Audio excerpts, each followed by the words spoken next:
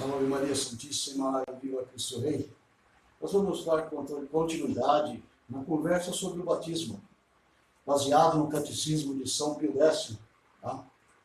E se você por acaso não assistiu o primeiro vídeo, né, recomendo para que você assista. Está se tratando do Catecismo, para que você possa entender, tá? Entender melhor sobre o batismo. Né? Porque é uma sequência, eu vou fazer mais ou menos em 4 vídeos para que não fique mais comprido, muito comprido. Né?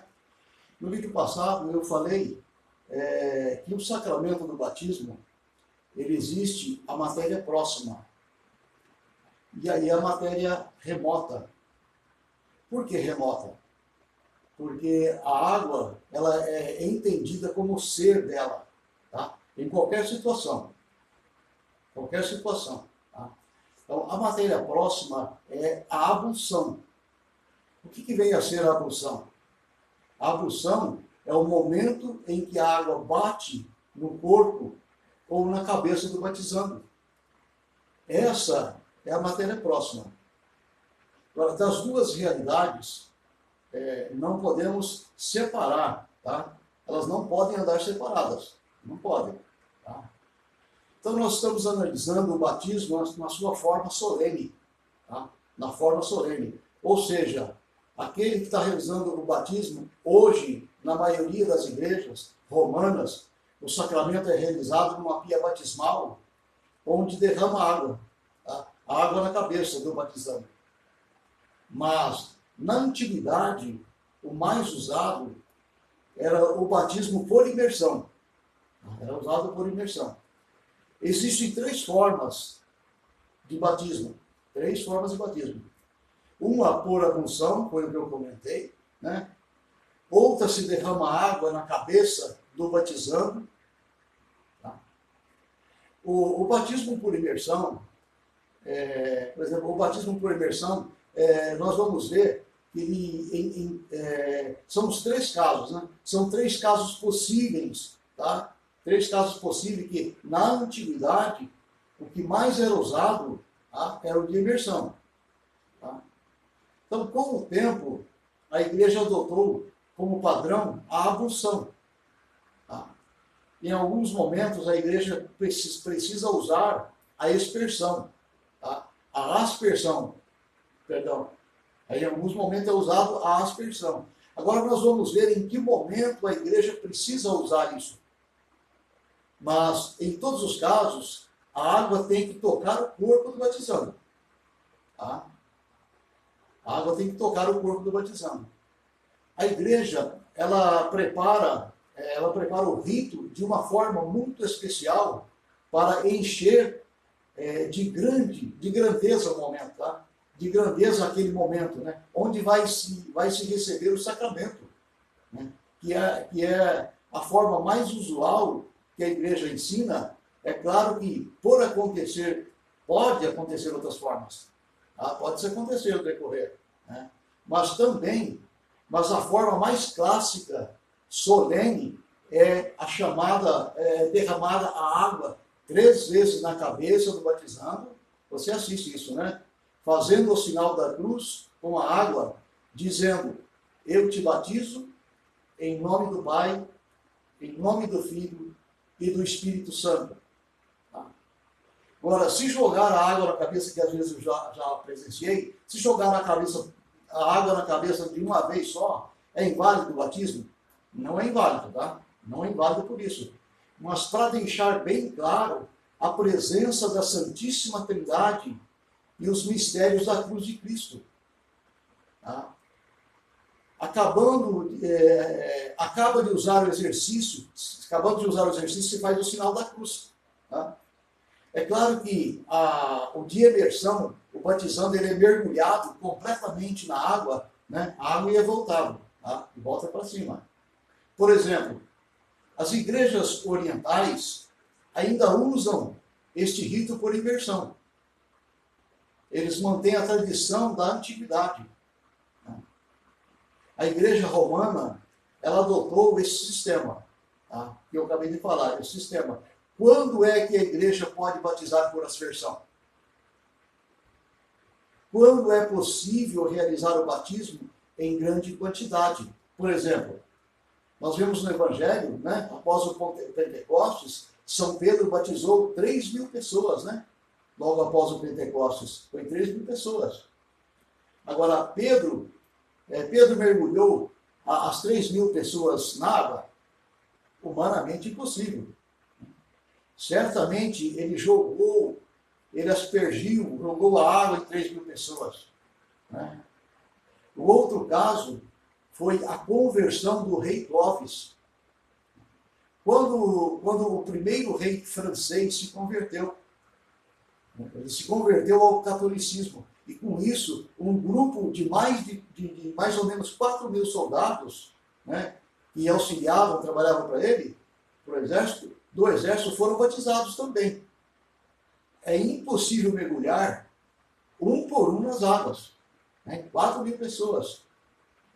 Quando é necessário, a igreja faz assim.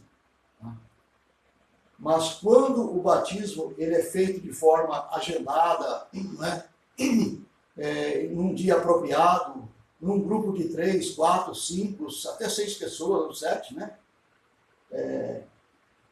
Como é normal acontecer, ou de crianças de colo, o rito vai ser na forma de ablução, jogar a água na cabeça.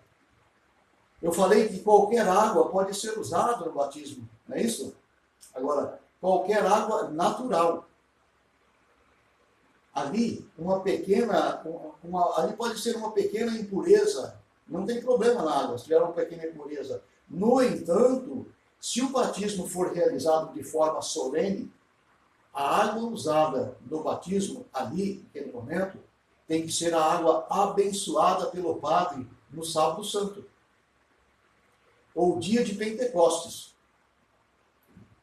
E parece que houve alguma mudança com o Papa Pio XII, né? Que a igreja ela dava preferência em benzer a água do batismo no sábado santo. Então, se o batismo for solene, a água tem que ser benta. Tá? A água para o batismo não é a mesma água que às vezes nós encontramos aí nas igrejas, né? Aquelas pinhas bastinós para ser marideiro, né? Se benze, não é a mesma água. Tá? Não é a mesma água. Agora, é a água que vai ser benta para ser usado no batismo solene. É uma água especial que vai ser benta para ser usado no batismo solene. O batismo solene, ele tem as fases dele, tá? Principalmente se o batizando ele for adulto. Não se usa água benta pela igreja, não pode ser usado na pia batismal, tá? A pia batismal, ela usa água comum. Não pode ser usado água comum na pia batismal. Se por deslize o sacerdote usar essa água que não seja natural, é invalidado, tá? É invalidado o batismo. Tem que ser na pia batismal uma água natural. Por exemplo, o refrigerante, o suco de frutas, eles contêm água. Toda a substância líquida, tá? Tem alguma coisa de água ali. Mas não é a água natural. E isso invalida o sacramento. Não estou dizendo que vai batizar com suco e refrigerante. É uma comparação. Agora, por que essa rigidez? É porque Jesus ele santificou o elemento água. Porque a água tem duplo uso na vida do ser humano, na nossa vida. E no sacramento, ele nos limpa e nos refresca. O sacramento vai nos limpar dos pecados e vai refrescar a nossa alma. Esse é o sentido. Ou seja, ele vai tirar as almas das aflições do pecado. Precisamos nos atentar a uma coisa. Quando o indivíduo for batizado, se for batizado, ele vai apagar todo o pecado original. Apaga a pena temporal. O batizando ele vai receber a graça santificante. O que é a graça santificante? A graça santificante é a graça que nos faz vivenciar de forma santa, tá, os atos que realizamos. Os atos que realizamos, os atos cristãos que realizamos. Vai receber as virtudes infusas. São todas as virtudes que todo cristão vai exercer. Ele vai praticar, né? Ele vai receber os dons do Espírito Santo também. Tá? Todos os dons do Espírito Santo, ele vai penetrar na alma do batizando. Ele vai receber a graça sacramental do batismo. Isso vai ser tudo recebido na graça sacramental do batismo. É a força que nós teremos para vivenciar os atos da vida católica. Porque precisamos de força, meus irmãos. Nós precisamos de ânimos. Tá? Então você vai receber essa graça sacramental. É um caráter indelével. Ou seja, uma vez batizado, para sempre batizado. Não tem como voltar. O batismo, ele não se desfaz. O batismo, ele não muda. Foi um carimbo assim como se fosse um carimbo na alma, tá? Um sinal que vamos levar para a eternidade. Tá? Vamos levar para a eternidade esse carimbo, esse sinal. Qualquer que seja ela. Se por infelicidade nos perdermos, nós nos perdemos batizados. Se ganharmos o prêmio da salvação, é o que se espera, né? É o que se espera de todo batizado, né? Isso nos dará as graças e as glórias de sermos filhos, de sermos participantes da herança de Deus no paraíso. Apesar de recebermos tudo isso, nós precisamos fazer uma pergunta. Tá? Como fica a concupiscência? Eu fui batizado, agora eu sou santo. Agora, se você morrer naquele momento, você vai para o céu, direto para o céu. Mas acontece que a maioria das pessoas, elas continuam as suas vidas. Tá? Vai ter as tentações, vai ter as inclinações, né, do pecado dominante, que todos nós temos, todos nós temos. Porque e quando eu fui batizado, eu perdi essas coisas. Eu não perdi essas coisas, eu acho que tinha perdido, não perdi essas coisas, né? Porque quando e quanto eu fui batizado, não perdi. Porque dizendo em palavras muito simples, porque seria muito fácil, né, se perdermos todas essas coisas no batizado. Por que a gente não perde? Porque nosso Senhor quis passar pelas aflições da vida humana. Fome, ele passou fome, cansaço, sede, trabalho, esforços. Né? Agora, por que nós seríamos melhor que ele? Se ele que era puro, se ele que era perfeito, era Deus, teve que passar por essas coisas, e nós seríamos isentos disso? Se a segunda coisa é que as glórias nos vêm pelos méritos. Como eu posso receber um mérito sem me esforçar por nada? Não tem como. Tudo isso foi mantido, as más inclinações foram mantidas para que, com as graças recebidas, a gente vença tudo isso e nós tenhamos um mérito pela vitória. Está entendendo? São duas participações. A graça e o esforço. A graça sozinha não vai tirar de nós o esforço.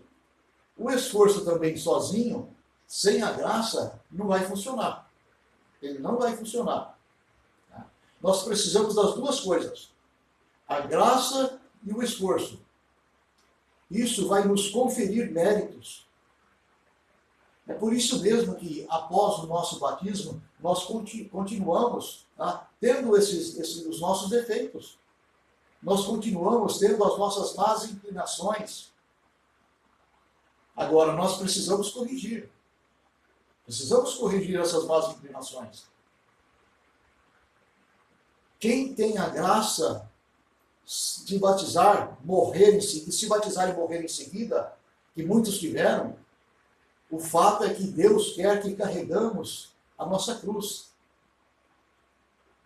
Como eu vou carregar a cruz se após o batismo eu não tenho mais nenhuma má inclinação? Não vou ter luta para frente. E nisso não há mérito. Compreende? Então, foi mantido a concupiscência para quê? Para lutarmos contra esses males. Agora, só munidos com a graça que nós conseguimos. Não temos graça suficiente nós próprios, se não for a graça suficiente, a graça de Deus, para vencermos nesses casos, né? As virtudes são parecidas com o músculo do nosso corpo. Quanto mais nós treinamos, mais forte nós ficamos. Quanto menos treinamos, menos você treina, mais fraco você fica. Quem não pratica as virtudes como um exercício, que é um exercício, né? É um esforço doloroso, né? É um esforço doloroso esse lutar contra essa nossa alma, nosso desejo, né? O corpo se manter um corpo firme. É doloroso. Agora, nós precisamos fazer com que aconteça com os músculos do nosso corpo. Porque senão nós ficamos fracos. Assim, as virtudes, os efeitos do batismo, é justamente o grande destaque que podemos ver. Tá? Esse esforço, esse dom que recebemos no batismo. Os 7 sacramentos, eles têm a graça santificante. Vamos receber uma graça sacramental própria dele, própria do batismo. Só que alguns sacramentos não terão graça indelével. O caráter indelével é o próprio do batismo. Tá? O batismo sela toda a alma. Ele caracteriza a alma. Ele limpa a tua alma toda, de todos os filhos de Deus. Agora, o sacramento não é só as matérias que vimos, tá? Nós acabamos de ver. Não é. Tá? Tem a forma também.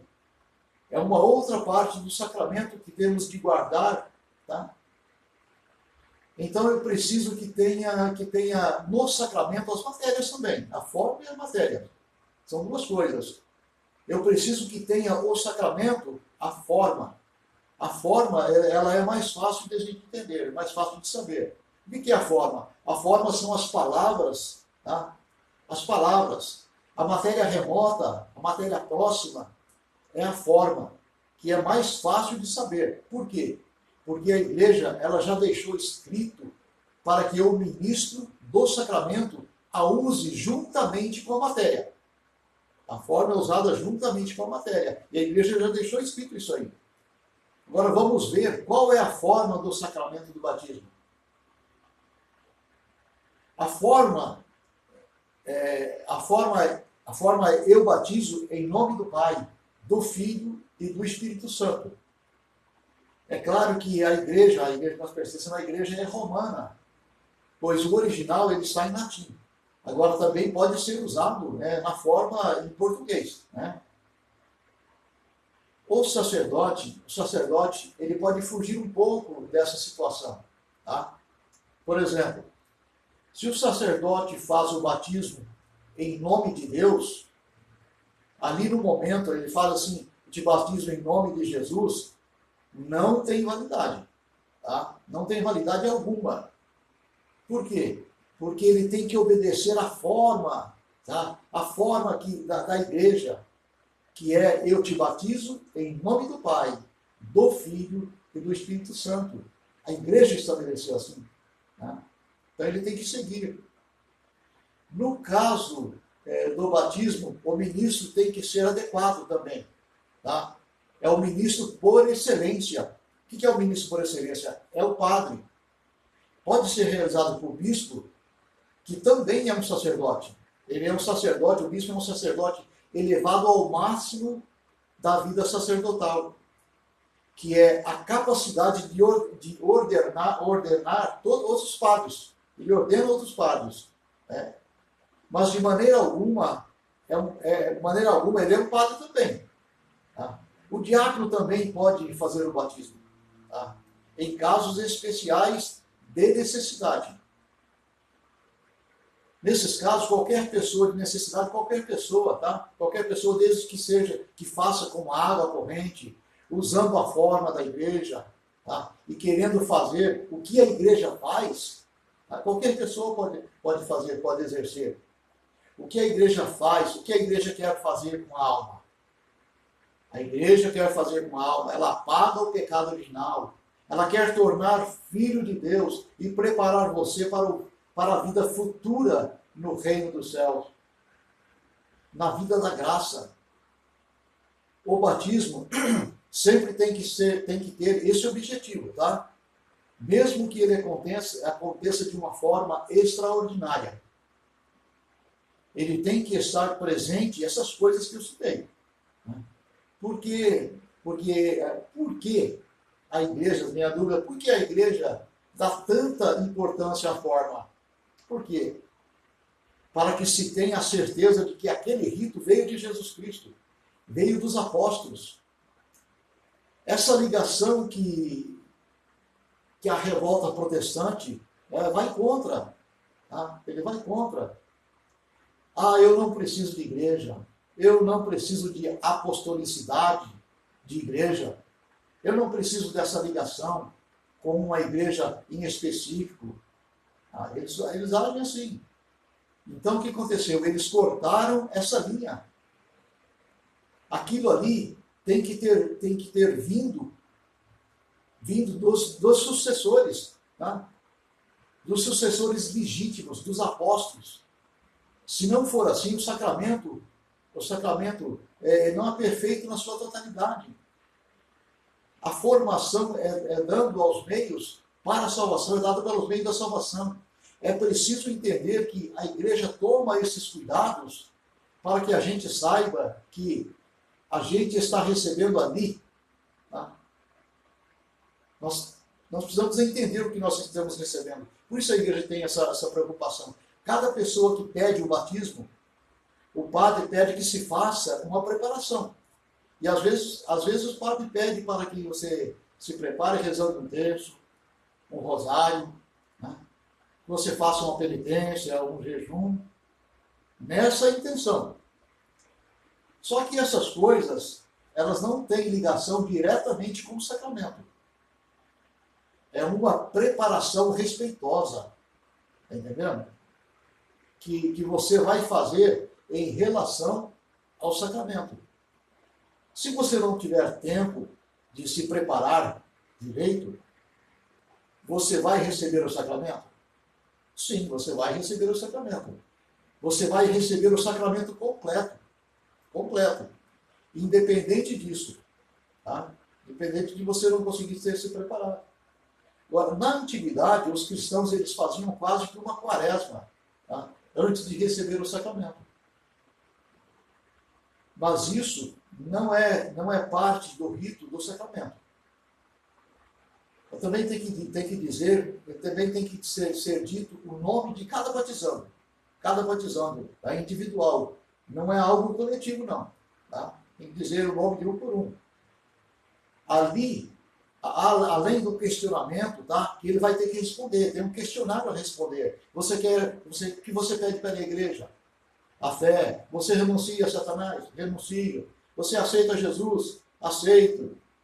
E diante disso, o sacerdote ele vai dizer: eu te batizo em nome do Pai, do Filho e do Espírito Santo. Tem que ser isso tudo. Essa é a forma. Tá?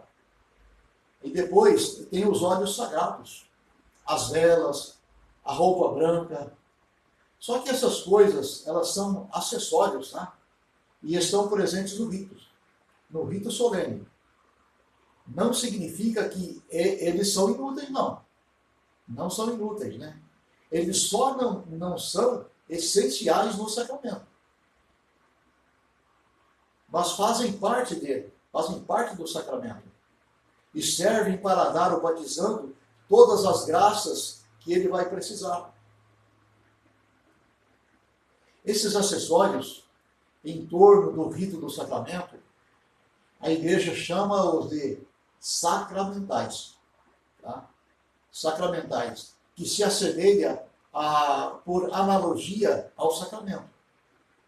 Mas não são sacramento. Tá? São sacramentais. São sacramentais. Esses ritos acessórios, eles são lindos, né? Eles são maravilhosos. A gente, toda vez que vai presenciar o seu padrinho batizado, nós vemos isso aí.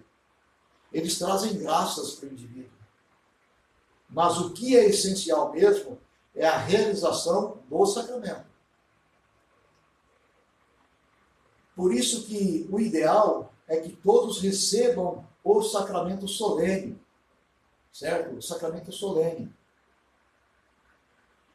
Agora, eu vou encerrando por aqui, né, com mais um vídeo. Espero que não tenha me atrapalhado, que vocês estejam entendido, né? E para que eu esteja contribuindo pelo menos um pouco, né, para aumentar a nossa fé, para não ficar o vídeo muito extenso, né? Eu vou parando por aqui, aí acho que eu vou fazer em 4 vídeos, não tem mais 2 vídeos, né? Falando sobre o batismo, tá? Sobre o sacramento do batismo, a forma, né? A intenção que tem que ter, a intenção do batismo, tá? O batismo da Igreja Católica Romana, né? É o que nós, a igreja que nós participamos, que nós vivenciamos, que nós vivemos. Amém? Então, essas informações, tá? Pode ficar tranquilo que são informações